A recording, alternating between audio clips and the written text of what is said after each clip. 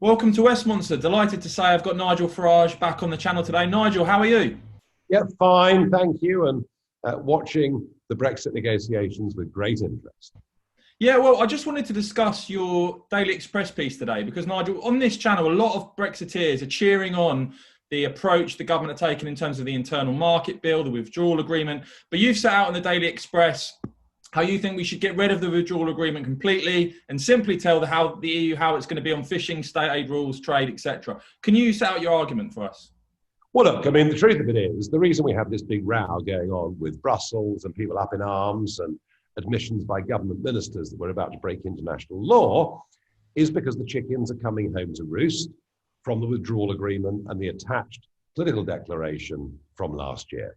Mrs. May had her draft treaty, which three times the House of Commons rejected.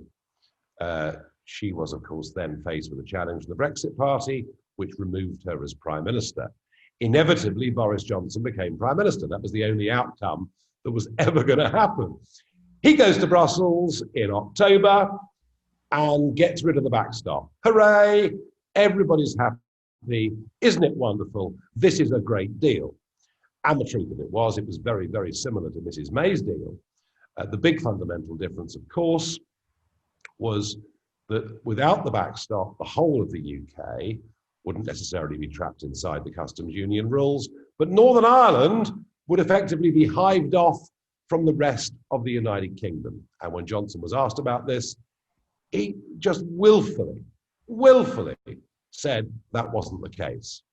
Well, now they're realizing that if we were not to reach a trade deal with the European Union, that Northern Ireland, could find itself with some of our products banned from going to the mainland into a separate part of the United Kingdom. Hence the legislation they're putting in place. But look, Boris is reneging on the withdrawal agreement, despite calling it an oven-ready deal, in other areas too, in state aid, in fishing. The truth of it is the withdrawal agreement is a completely rotten deal. It's a new EU treaty. I didn't spend 25 years trying to leave the European Union and its treaties to sign us up to another one that even makes commitments in areas like foreign policy. So I think the truth of it is we've realized the WA is no good. I cannot see any point now in proceeding down this path. Barnier will not change the withdrawal agreement. All right? He won't. He just won't. As far as he's concerned, that is banked. It is a new, and he used to carry around in Strasbourg and Brussels the deal, the withdrawal agreement, and he himself used to say, this is an international treaty. It was an argument I tried to make last year, but nobody was prepared to listen. New Prime Minister with more energy and more optimism, but perhaps not more honesty, if one's really addressing this. So they're not going to change it, and that means the government potentially has a real problem. So what does the government do? Well, it could collapse, completely collapse, and sign up to a rotten deal that keeps us aligned, but politically that is very difficult, and it would, finish up with whichever way we cut this, Northern Ireland being put in a very different category. Or we say simply, look, we're wasting our time here. We've made a terrible mistake with this withdrawal agreement. We can't go on with it. We're going to get rid of it. But here is what we will do. We agreed to pay you some money. We won't renege on that.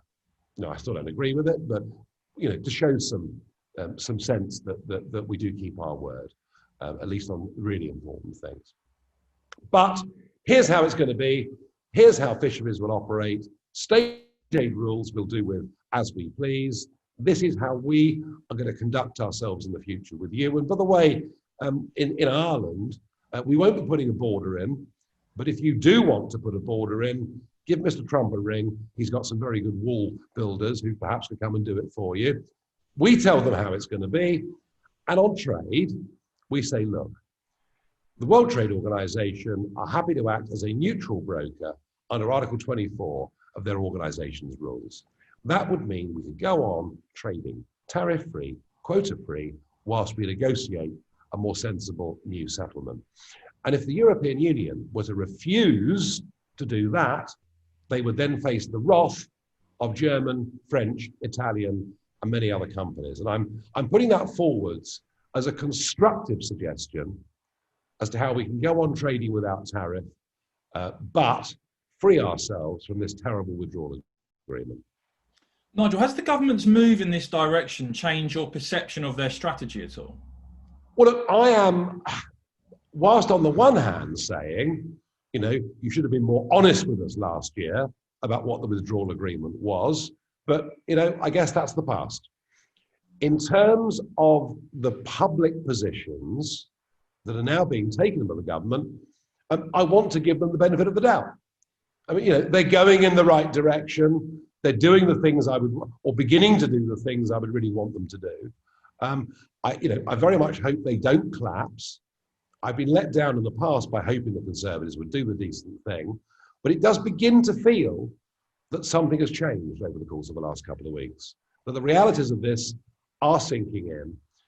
And I think they've wargamed this in the sense that there could be disruption at Dover. Well, I tell you what, you know, there are all sorts of quarantine rules all over the place that have caused more disruption to travel and people's lives than anything that Brexit will do, even if we leave on WTO rules. So I think they're beginning to understand that if it was a no deal, or as they now brand it, Australian-style Brexit, that would not be a really big political problem for them. And finally, Nigel, you know, of course, the EU, how they operate better than pretty much anyone. How do you think they're going to respond to this? And do you think there's a deal to be done on their side? Do you think they'll back down on level playing field provisions, or do you think we're heading for no deal? Well, I've always thought a deal would happen because that's how these things normally operate. I've always thought a deal would happen, and I was always worried as to how many concessions we would make to give that deal. But I'm now beginning to think that if we're opening up the withdrawal agreement, I do not think that Barnier and co will even contemplate it. You know, treaties, I mean, these are the great tablets of stone in the European Union. You know, the European Commission call themselves the guardians of the treaties. Treaties are everything in the European Union, and they have been ever since the Treaty of Rome and its foundation. So if we're not going to have treaty change, we're going to need some very rapid movement from both sides to get something agreed. It begins to feel like we're running out of time. And finally, Nigel, which is why I put forward the Article 24 compromise as a means of keeping easy trade going whilst we rethink the next stage of this. And we would be completely out. There'd be no regulatory alignment. There'd be no commitments to any EU rules. There'd be no ECJ oversight. All things that the withdrawal agreement and the political declaration, you know, leave us probably with years of arguments to come. So there's a chance now to ditch the WA. I hope they do. And finally, Nigel, just for Brexiteers that are watching all of this unfold, what's your message to them? Well, the message is that the government fear you. They're very scared of you. They know what happened to Theresa May when she let people down. And they know in the Red Wall and elsewhere that many of these votes have been lent to the Conservative Party and that they have to deliver. So if you keep your resolve, they might just keep theirs. Nigel Farage, thanks for joining Westminster. And guys, if you've enjoyed this video, remember to subscribe and click the bell so you don't miss future episodes. Nigel Farage, thank you very much.